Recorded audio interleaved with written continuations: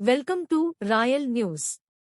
నంద్యాల భగవత్ సేవా సమాజ్ ఆధ్వర్యంలో స్థానిక సంజీవనగర్ రామాలయంలో పంచముఖ బృహచ్చద గణపతిని ప్రతిష్ఠించారు.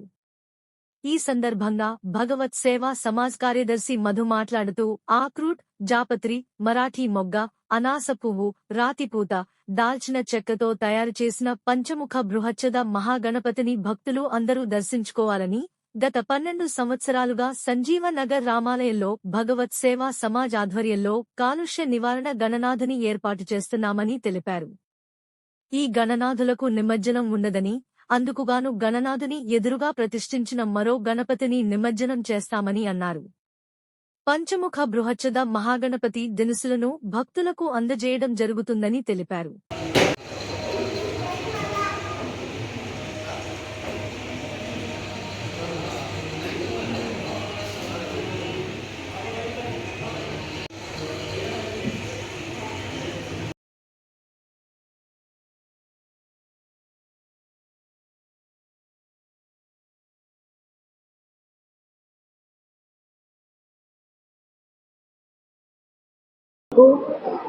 మరి భాగవత ప్రియులకు అందరికీ శ్రీ భగవత్ సేవా సమాజ్ తరఫున వినాయక చవితి శుభాకాంక్షలు తెలియజేస్తున్నాము.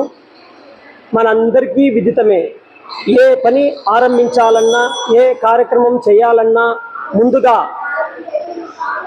వినాయకుని పూజ చెయ్యనిది ఏ కార్యక్రమం కానీ, ఏ పూజ కానీ మనం ప్రారంభం చెయ్యం. అటువంటి మహాగణపతికి ఎంతో ప్రాముఖ్యత ఉంది. అటువంటి ఈ మహాగణపతిని శ్రీ భగవత్ సేవా సమాజ్ వారు అంటే సంజీవనగర్ రామాలయం 2012వ సంవత్సరం నుంచి ఎకో ఫ్రెండ్షిప్, ఎకో గణపతి అనగా కాలుష్య రహిత గణపతిని తయారు చేయటకు 2012వ సంవత్సరం మేము పూనుకోవడం జరిగింది.